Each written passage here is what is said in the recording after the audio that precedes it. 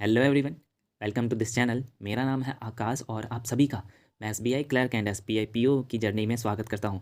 दोस्तों, अगर मेरी बातों में थोड़ा सा भी जुनून दिखे, आपको थोड़ा सा भी सच्चाई दिखे, तो आप हमारे साथ लग सकते हो टारगेट वाइज प्रैक्टिस करने में, टारगेट वाइज प्रिपरेशन करने में, ताकि आपकी ये एसबीआई क्लर्क प्री आसानी से निकले और मेंस में भी इतने स्ट्रांग बन जाओ कि ये एग्ज़ाम आपका हो और आप सिलेक्शन ले लो।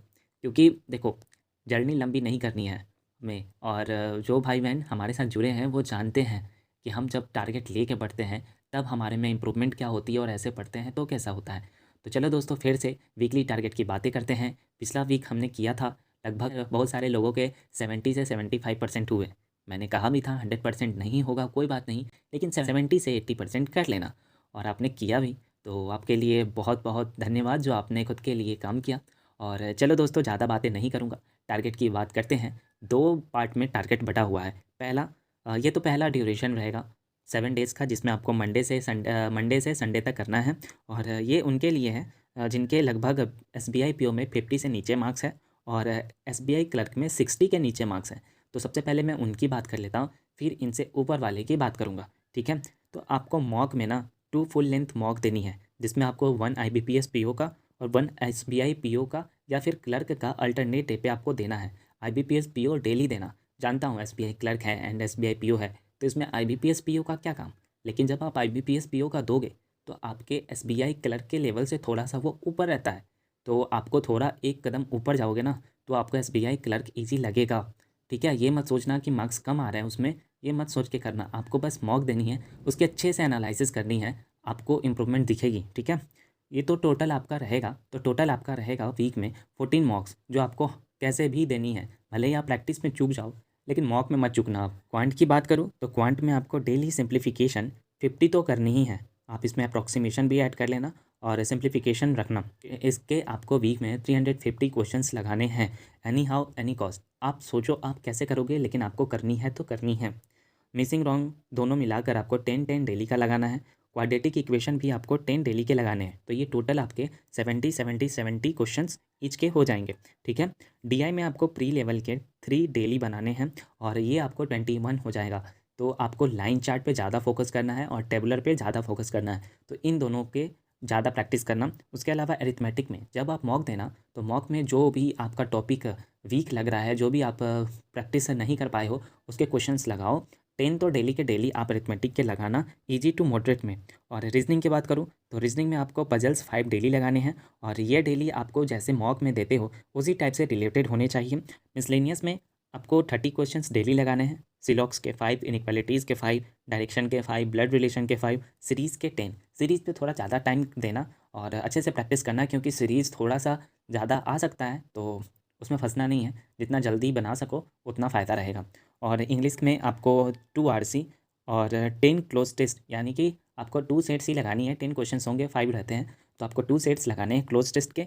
5 इरर्स, 5 पैराजम्बल्स आपको डेली के डेली करनी है। और उसके अलावा सेक्शनल मॉक आपको इंग्लिश का देना है। अगर आपके पास सारा खत्म हो गया SBI clerk and SBI PO, तो आप आईबीपीएस पीओ के लगाओ, आईबीपीएस क्लर्क के लगाओ। अगर उसके भी खत्म हो गए हैं तो मेंस के लगा लो। आईबीपीएस आरआरबी जो रहता है ना, आरआरबी क्लर्क के मेंस के लगा लो, लेकिन मॉक ज़रूर लगाना सेक्शनल। और करंट अफेयर्स में आपको रिवीजन करनी है जनवरी मंथ की। बहुत अच्छे से प्रैक्टिस करो, बहुत अच्छे से रिवीजन करो, ताकि ये वीक आपका बहुत बहुत बहुत इंप्रूवमेंट वाला हो और आप में वो उस लेवल का कॉन्फिडेंस आ जाए जो लास्ट हमारा वीक बचेगा उसमें आप कितना भी डरो, कितना भी घबराओ, तो आपके प्रिपरेशन में उसका इफ़ेक्ट ना पड़े। तो चलो अब इससे ऊपर वाले की बात कर लेते हैं, जिनके जिनके लगभग 50 प्लस आ रहे हैं एसबीआई पीओ में और 60 प्लस आ रहे हैं क्लर्क में। तो उनका भी ड्यूरेशन 7 डेज का ही रहेगा, मंडे टू संडे। तो वो क्या करेंगे, वो मॉक देंगे एसबीआई पीओ का 1 और क्लर्क का। ये अल्टरनेट डे पे आपका रहेगा। फुल लेंथ आपको लगानी है, तो टोटल आपके 7 मॉक्स हो जाएंगे वीक में। उसके अलावा क्वांट में आपको 1 हाई लेवल डीआई लगानी है और एक प्री का भी ऐड कर ही लेना, और 1 प्री 1 मेंस का करना, डेली करनी है आपको।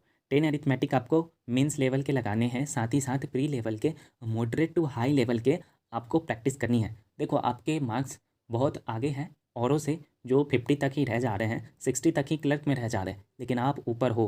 तो आप अब आप इजी करके ना ये एग्ज़ाम निकाल लोगे, लेकिन मेंस का क्या। तो उसके लिए आपको उस लेवल तक जाना होगा। वेरिएबल्स वाले अरिथमेटिक ज़्यादा सॉल्व करने होंगे, थोड़ा सा ट्रिकी, थोड़ा सा लेंदी जो लॉन्ग क्वेश्चंस होते हैं उसको टैकल करो, उसको समझो, अच्छे से प्रैक्टिस करो उसकी। उसके अलावा स्पीड मैथ्स में आपको 30 क्वेश्चंस लगाने हैं। Simplification, number series, quadratic equation, ये आपको टाइमर के साथ कितना जल्दी सॉल्व कर सकते हो उस तरीके से आपको इसकी प्रैक्टिस करनी है। रीजनिंग में आपको पजल 3 प्री लेवल के और 3 एडवांस लेवल के आपको प्रैक्टिस करनी है।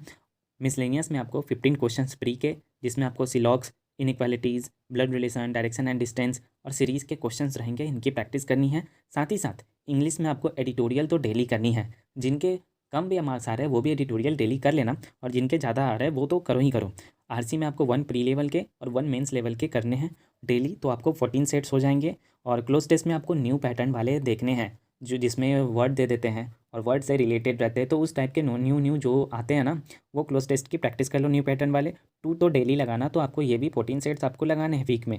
फिलर्स में डबल फिलर्स वाले जो होते हैं उनकी प्रैक्टिस करो, डेली आप 5 लगाओ और 35 सेट्स इसका भी हो जाएगा।